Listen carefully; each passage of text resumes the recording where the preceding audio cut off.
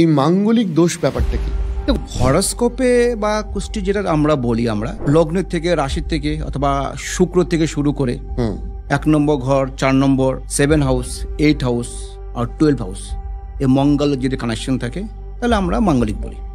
এর ফলে কি কি অসুবিধা হতে পারে? প্রথমত মাঙ্গলিক যাদের খুব কম বয়সে থাকে, প্রথম যেটা হয় প্রচন্ড রাগ জেদ হবে, আফটার ম্যারেজ লাইফে প্রবলেম হবে। এবার এই মাঙ্গলিক দোষ কাটে কি করে? মাঙ্গলিক যোগ কাটে প্রথম পুজো করতে হবে আমাকে।